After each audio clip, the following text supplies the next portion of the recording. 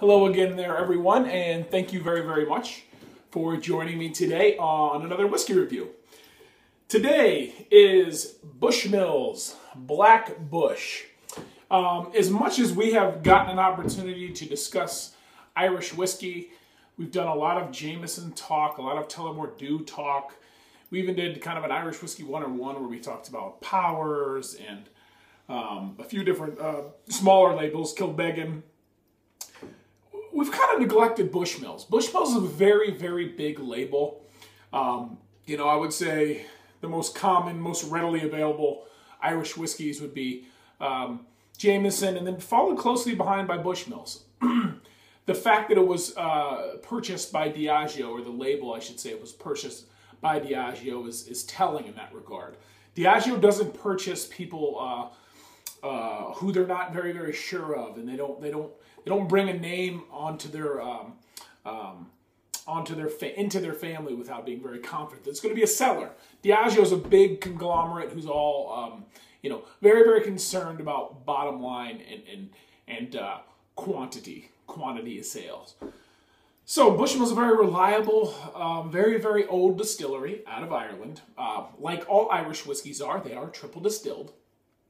They've been around since 1608, I believe. Yeah, 1608. And it's weird because I've gotten so tired. I've grown so tired of reading these oldest distillery and so and so. Oldest distillery. Who cares? They're old. Price-wise, the good news about Black Bush is it's actually, I think, just one small step up from the original Bushmills. You're looking here in the States sub $30 for a 750 milliliter bottle. So very nice because it's very readily available, very affordable, and as we will soon find out, and from the little research I did, it is very agreeable on the palate as well.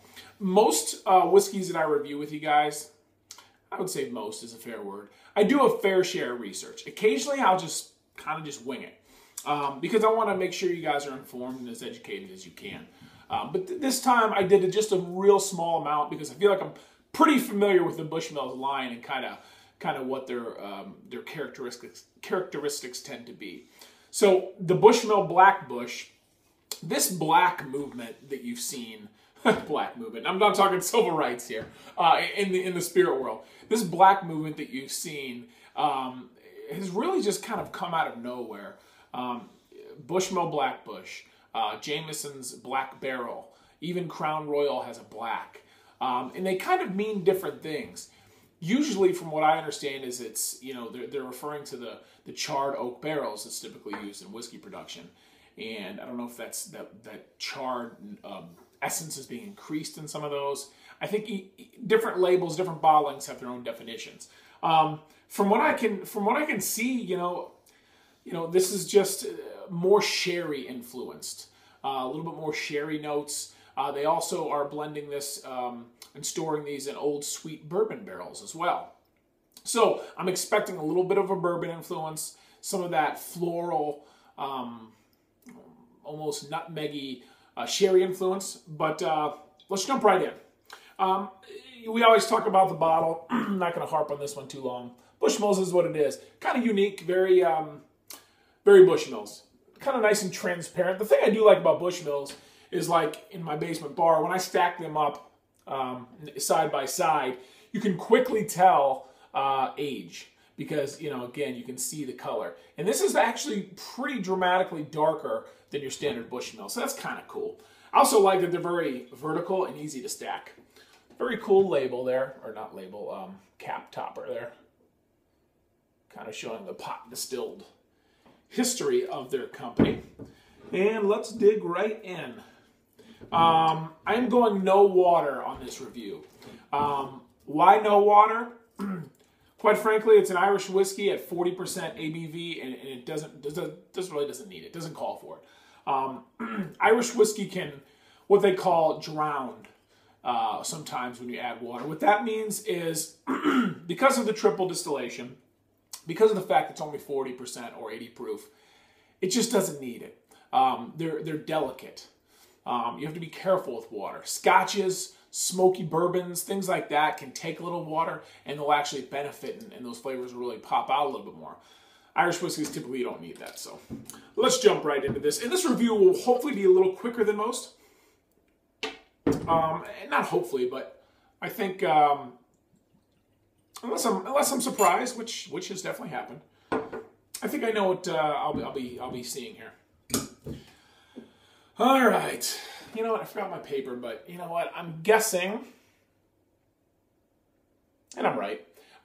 Pretty standard color. I would say, if anything, this is a little bit more of a like a honey flavor, or a yeah, it's a little brighter gold than typically you see. Legs on it are surprisingly long. I think I mentioned the whiskeys used for this blend are up to 8 years old or up to 7 years, I forget. So a medium aged, shall we say, bottling. On the nose, ooh, okay, that's a little different. Pleasant. Pleasant's kind of the first adjective that comes to mind. Well-rounded, not sharp in any way. Definite floral. Maybe a little citrus.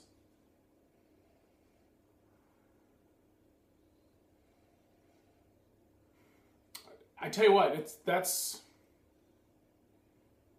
agreeable. Definitely agreeable on the nose. So my expectations have gone from here to a little bit higher. So let's see if that's consistent on the taste. Shall we?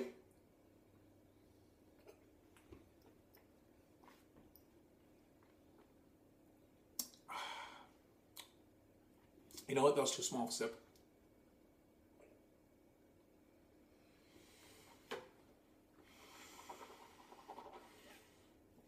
Now, as you can see, I kind of swoosh that around my mouth like you would like a mouthwash. Beginners, don't do that. A little too harsh for you. But it really gives you a nice essence of what you're trying to taste.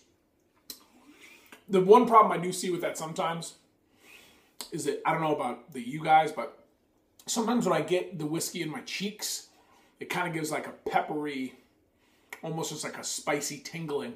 I'm not really looking for that all the time, but with these 40 proofs, I typically do that without, subjecting that, flavor profile to disappear.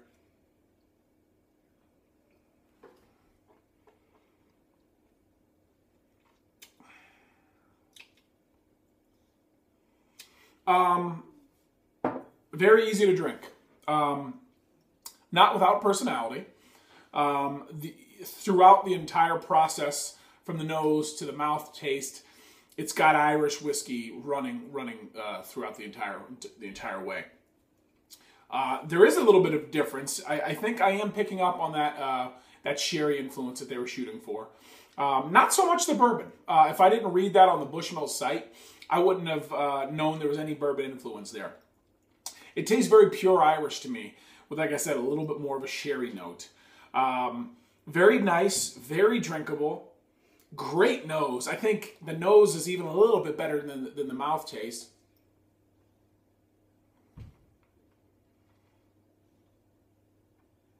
A little oily as well. A little oily, which I kind of like. Overall, I'm going to give this whiskey, taking price into consideration this time. No, take that back. That's not how I operate. It is what it is. I'm going to give it 6.5. Quality. Value-wise, I'll give it a 7.5. You know, like I said, being $30 or whatever it is, or maybe $35. And again, it's very, very attainable. Very solid whiskey, very drinkable. I would say if you like Irish whiskey, it's not a bad thing to have in your collection. Thank you very much, everyone. Until next time, glasses up.